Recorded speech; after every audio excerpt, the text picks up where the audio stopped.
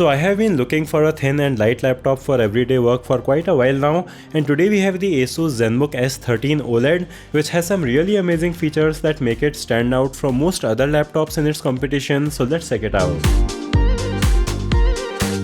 The display is of course one of the biggest highlights on the ZenBook S13 OLED, which is why it has OLED in its name. Now I won't get into the advantages of an OLED screen over LCD screens of course, but I have to say that using Windows on an OLED device just feels so amazing.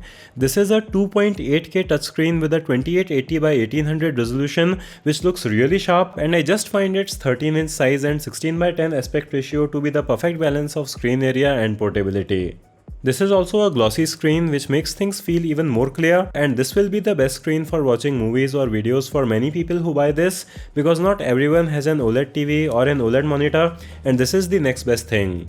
You will really want to show off its inky blacks to your friends with HDR demos, as this supports HDR True Black 600. The glossy screen can show some reflection sometimes, but at least in my home I didn't find this to be an issue at all, and you can of course position the screen at any angle and still see everything because of the awesome viewing angles that this screen has. The touchscreen experience on this laptop is also really great, and Windows 11 has become so touch friendly at this point that once you start using a touchscreen laptop, you will miss this a lot if you go back to a non-touchscreen display. The feel of touching the glass screen also feels really nice, and even though I didn't use dirty or oily fingers while using this, I was surprised to see almost no fingerprints on the screen. This laptop also supports a stylus if you want to be more creative with the drawing apps, but this is also perfectly usable without a stylus. Lastly, this is a 100% DCI-P3 coverage color calibrated screen, and you can change the supported color specs, which makes this very suitable for content creation. There is even more customization for the screen in the settings, and you can really make this display go extremely dim if you want to work in total darkness. If you feel concerned about any OLED burn-in, Asus has different features to prevent that.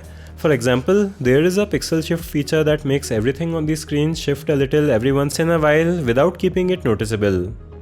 The form factor and the design of the ZenBook S13 is really perfect. The lid is made with a magnesium alloy which feels very strong, but at bottom you will find some plastics that have some flex, and this glossy bar on the hinge is made of plastic, but I guess they did it to keep the weight of the laptop low, so it is alright. The variant that I have weighs around 1100 grams, but the lower spec variant just weighs 1 kilogram. While this is lighter than the new MacBook Air, it is slightly thicker at 14.9mm, but this is still very thin. One weird thing about this is that there is kind of a vacuum pressure created between the screen and the laptop's body, which makes it a bit difficult to open it with one hand, but we do have Asus's ErgoLift feature that lifts the laptop for added ventilation, and this screen also goes all the way back over 180 degrees. With the focus on the laptop on being thin and light, you may think that there would be some compromises with the keyboard, but I was kind of surprised at how nice the keyboard is. The font is really nice and clean, the keys are big and well spaced, they have a good level of travel, and they are decently tactile, so I actually really enjoyed typing on this keyboard, and if you are planning to buy this to write content like scripts or emails, you will be really pleased. It is the same story with the touchpad, which is made of frosted glass, and it is really big, so it feels really nice to use, and I love its texture under my fingers. The keyboard is also backlit with these nice white LEDs, but there is a bit too much of a light leak from the function row when viewing this from an angle, which I wish wasn't there. Asus has included their numpad on the touchpad thing that I forgot the name of, and it does work quite well. You can actually keep using the touchpad to move the mouse while having the number pad lit up, so this feature is not a gimmick. For I/O, we have 3 USB 3.2 ports which support display out and power delivery, along with a combo audio jack. Asus does supply a Type-C to Type-A adapter in the box, but I do miss a full-sized USB port that could have fit here. There is also a fingerprint sensor on the power button which you can use for logging in with Windows Hello. This variant of the ZenBook with me comes with a Ryzen 7 6800U, which is an 8-core 16 threads processor, and it comes with an iGPU that is better than the typical iGPUs. This processor is of course a very powerful chip to have in a device of this size, so getting a Cinebench R20 score of around 3800 means that this is not that much slower than a desktop Ryzen 5600X, which scores around 4400. Opening the laptop is easy if you have a Torx screwdriver, but be careful about these rubber pads that have a screw under them.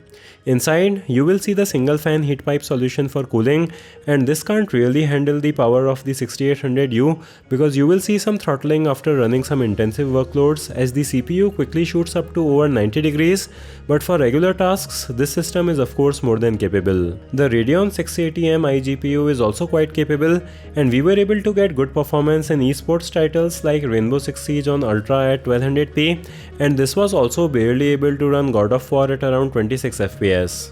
So these are of course not gaming laptop results, but you can do some light gaming on this, and even barely being able to run demanding AAA games is impressive for an iGPU. However, you can't really upgrade much here except the storage because the RAM is soldered here, so make sure that you get the variant that already has the amount of RAM that you need. Since the model I have comes with 16GB of DDR5 RAM, I also tested exporting and editing one of my recent 4K videos on this, and this was able to export a 5-minute 4K clip in 6 minutes when plugged in on performance mode and in 7 minutes when it was unplugged on balanced mode, and the timeline performance was also good. So while this shouldn't be your primary video editing device, the iGPU does support hardware encoding, so if you want to edit and export some videos on the go, this will easily get the job done. The fan on this model is mostly inaudible, but if you put it in performance mode, it does get noticeably loud. We have a 720p web camera on this that looks alright, and the microphones on this laptop also support Asus's AI noise cancellation. The onboard speakers do get decently loud, but they are downfiring, and while their sound quality is good, it is average for this class of laptops. Asus does provide a 65W fast charger, which will juice it up to around 90% in around 90 minutes, and you can also use its box as a laptop stand. The S13 comes with a 65Wh battery, and with the efficiency of the Ryzen 6000 series, I was able to get around 11 hours of screen on time, during which I watched almost 6 hours of YouTube and Netflix. This is an OLED display, so you may be able to get more duration if you use it smartly. Even though this doesn't deliver the 14 hours a MacBook can deliver, 11 hours is still more than good enough, especially as you can charge it with any mobile charger. So in conclusion, I have to say that I really wasn't expecting that I will watch Kalia movie completely on the Asus ZenBook S13 OLED, but it had some really engaging moments. But the ZenBook S13 OLED is also really spectacular in most ways. The screen is of course one of the best displays that you can get on a laptop, but the touchscreen experience just takes this to the next level. The size and weight on this is also really awesome.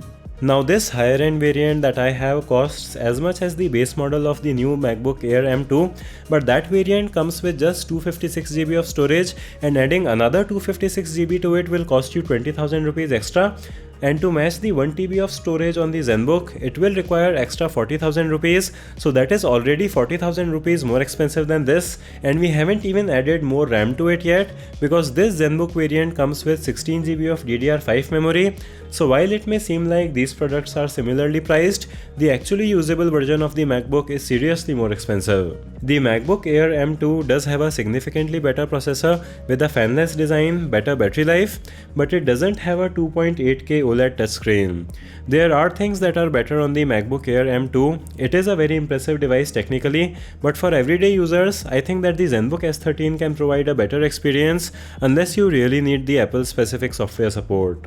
I am personally really not leaning towards buying a premium laptop that doesn't have a touchscreen, and this very sharp OLED screen is also really nice to have, so I will definitely get this or something that is very similar to this. The VivoBooks are also nice alternatives to this, and some of their models also offer 90Hz OLED screens, but they are not as portable as this, so you will have to check out the details. I am not completely sure when this will be available in India, as things are a bit complicated at the moment, but I will have links in the video description where you can hopefully check out what the pricing is. And that was it for this video. Let me know if you would buy this over the MacBooks in the comments. Give the video a thumbs up if you liked it, subscribe with bell. Thanks for watching, and I'll see you in the next one.